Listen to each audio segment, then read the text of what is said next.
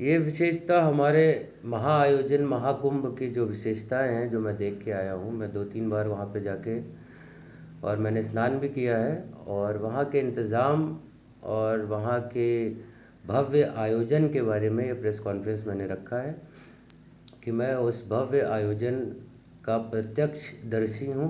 तो मुझे सबके समक्ष बताना चाहिए कि मैंने वहाँ क्या इंतज़ाम देखे और किस तरह के अच्छे इंतज़ाम देखे।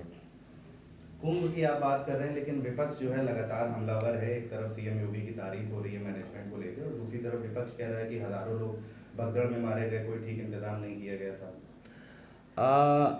आयोजन तो बहुत भव्य है।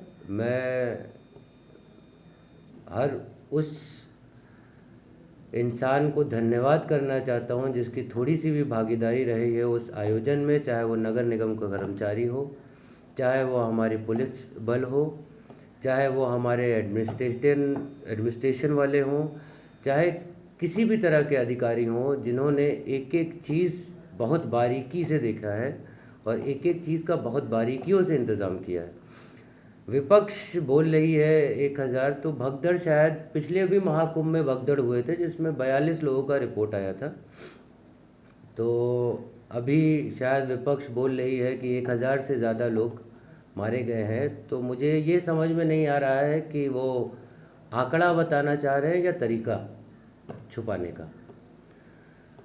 और बताया जा रहा है कि मिट्टी में खोद के लाशें डाल दी गई हैं। अरे साहब, वो मिट्टी में खोद के कोई लाश नहीं डाल सकता। मिट्टी खोदना बहुत आसान है। गंगा की एक बार पानी थोड़ा सा ऊपर आता है, मिट्टी निकाल के चला जाएगा तो लाशें दिख जाएंगी आपको।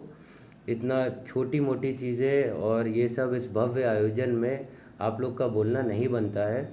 जितने भी परिवार के लोग गए हैं उनके साथ मेरी पूरी हमदर्दी है। उन्होंने अपने परिवार का कोई इंसान खोया है, वो कोई भी उसकी भरपाई नहीं कर सकता, ना बातों से ना किसी चीज़ से, क्योंकि परिवार के 2-2 3-3 लोग पूरे पूरे परिवार के उजड़ गए हैं। इतने बड़े महाआयोजन में थोड़ी सी कमियां, कहीं ना कहीं चूक प्रशासन से या हमसे भी हो जाती है। हम दूसरों की बातों को सुन के या तो रुक जाते हैं या तो दौड़ने लगते हैं। ये हमारी गलती है। आसपास देखिए, अपना समझिए, अपने से फैसला लीजिए कि आपको चलना है, लेटना है या खड़े होना है या रुकना है।